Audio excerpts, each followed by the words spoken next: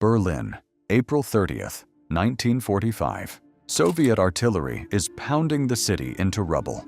17 meters beneath the Reich Chancellery, inside a concrete bunker that smells of sweat and diesel, the man who built an empire on the promise of a 1,000-year Reich bites down on a cyanide capsule and pulls the trigger on a pistol pressed to his temple. He does both at once.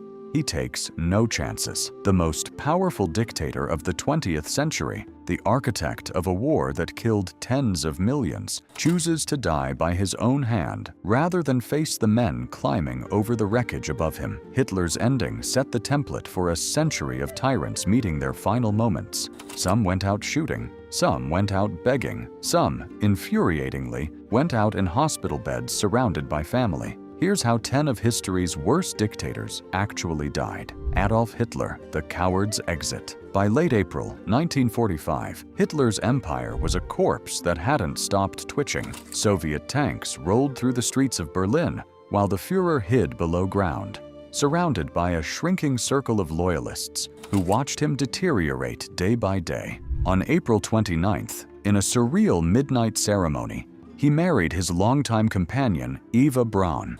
Roughly 15 hours later, the marriage was over. Around 3:30 in the afternoon, on April 30th, the two of them retreated into their private quarters. What those who found them confirmed is this: Hitler bit into cyanide and shot himself in the head at the same moment. Eva took only the poison. Their bodies were hauled up the bunker stairs, drenched in gasoline in the Chancellery garden, and set on fire while the artillery kept booming. He was 56. The man who had marched millions into camps and graves refused to face a single judge. And because so little of him was left, conspiracy theories about his survival would haunt the next 80 years. Benito Mussolini, strung up at the gas station. Mussolini spent his last hours running. The strongman who once strutted across balconies preaching about a new Roman Empire was now wearing a German military coat, trying to slip across the border into Switzerland. On April 27, 1945, communist partisans stopped a German convoy at a checkpoint near Lake Como. Buried among the soldiers was Il Duce himself, disguised like a common fugitive. They pulled him out along with his mistress Clara Petacci and held the pair overnight. The next afternoon, a partisan leader named Walter Audicio arrived with execution orders. Accounts differ on the small details, but the core is fixed. Mussolini and Petacci were marched to a villa gate in the village of Giulino di Mezzegra and cut down with a submachine gun. Then the partisans did something deliberate. They drove the bodies to Milan, to Piazzale Loreto, the exact square where Mussolini's regime had executed 15 partisans months earlier and left their corpses on display. When the truck arrived at dawn on April 29th, Mussolini, Petacci, and several other fascist officials were dumped on the pavement. A crowd formed fast, and the mood curdled into something feral. People kicked the bodies. They spat on them. They fired bullets into corpses that were already dead. One woman, according to reports, put 5 more rounds into Mussolini, one for each of her sons he had sent to die. And then came the image that would circle the globe. The bodies were hoisted upside down from the steel beams of a gas station roof. The crowd roared beneath them. Fascist Italy ended hanging from its heels. Joseph Stalin, killed by his own fear. There's a grim irony in how Stalin died. He ruled the Soviet Union through terror for nearly 3 decades, and in the end, that same terror may have been what killed him. On the night of March 1st, 1953, he hosted one of his infamous late-night dinners at his dacha outside Moscow. He drank heavily with his inner circle, the same men who went to bed every night wondering if they'd be dragged out of it before dawn. Around 4 a.m., Stalin dismissed them and went to his room. And then nothing. Hours passed. He always summoned his staff by mid-morning, but March 2nd came and went in silence. Now, here is the darkest part. His guards and household staff knew something was wrong.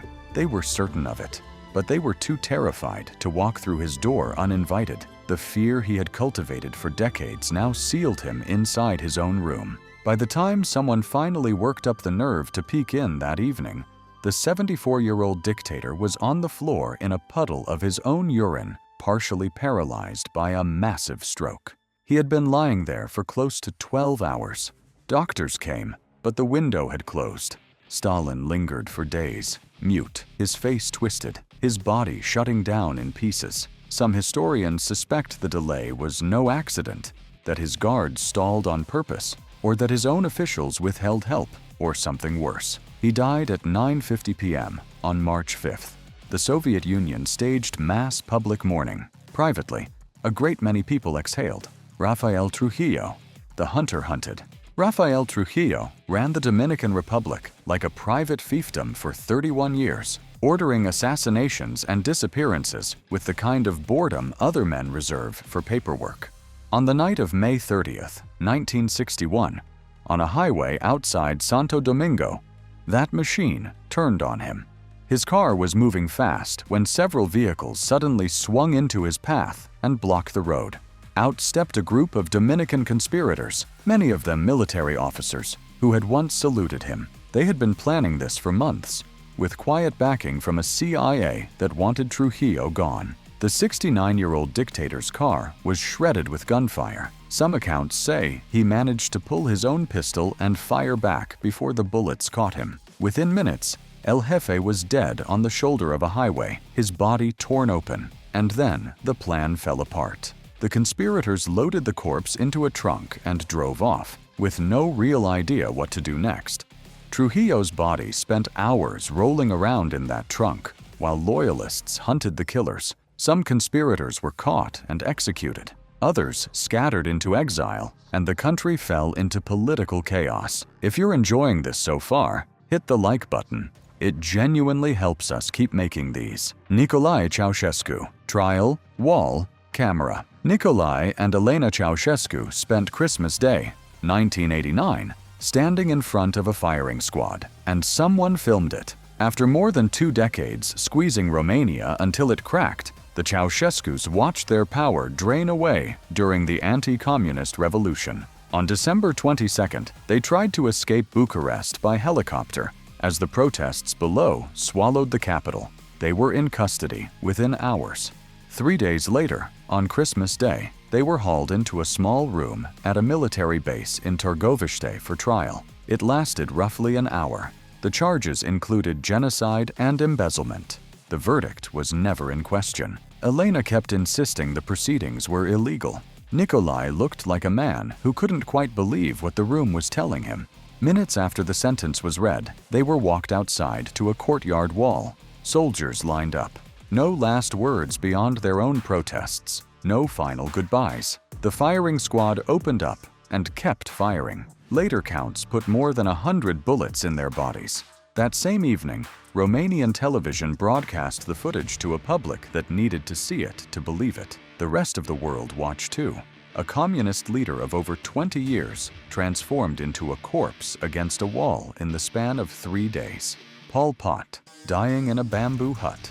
Pol Pot, the architect of a Cambodian genocide that killed up to 2 million people, died in the kind of place he had forced millions of his countrymen to live in, a jungle hut. After the Khmer Rouge regime collapsed in 1979, Pol Pot vanished into the forests near the Thai border and survived as a fugitive for close to 20 years. By 1998, he was 73 and under house arrest by a splinter faction of his own former movement. On April 15, 1998, he died in his sleep, reportedly of heart failure, and the timing is the part that sticks in your throat. Just days earlier, the remaining Khmer Rouge leadership had agreed to hand him over to stand trial for crimes against humanity. Instead, he slipped the noose by simply stopping breathing. The Khmer Rouge knew the world wouldn't take their word for it, so they did something macabre. They invited journalists into the jungle and displayed the corpse for photographs, proof that the butcher was actually dead. The images ran on front pages everywhere. There would be no trial. No testimony from survivors. No accountability for industrial-scale murder. His body was burned on a makeshift pyre of old tires and trash. A squalid ending that was, if nothing else, appropriate. Saddam Hussein. A phone on the gallows. Saddam Hussein's execution on December 30th, 2006, was supposed to be solemn. State ceremony. Dignified silence. It became something else the second someone in the room pulled out a phone. After the US-led invasion of Iraq and a long trial for crimes against humanity, the 69-year-old former dictator had been sentenced to hang. At dawn, they led him into the execution chamber at an Iraqi military base in Baghdad. Saddam wore a black coat. He was composed. As the noose went around his neck, the guards started taunting him with sectarian insults. Saddam answered with defiance, reciting prayers until the trapdoor cracked open beneath his feet. The cell phone video hit the internet within hours. Shaky, green-lit, intimate, in the worst possible way. His body was returned to his family and buried in his hometown of Tikrit. The world split immediately. Some called it justice delivered. Others called it something closer to a lynching dressed up in a uniform. The gallows had worked. The dignity had not. Muammar Gaddafi, the drainage pipe. For 42 years, Muammar Gaddafi ran Libya with a strange cocktail of brutality and theater. On October 20th, 2011, he died pleading for mercy inside a drainage pipe, and the phones came out for that one too. When Libya's civil war swallowed Tripoli, Gaddafi fled to his hometown of Sirte and held out for weeks before NATO airstrikes tore his convoy apart on the road out. He survived the wreckage. He hid, along with a handful of remaining bodyguards, inside a concrete drainage pipe under the highway. Rebels found him. They dragged the 69-year-old dictator out into the daylight, and a dozen cell phones started recording. What the videos show is ugly. His face is swollen. His clothes are torn. Fighters are shoving him, shouting over him, celebrating.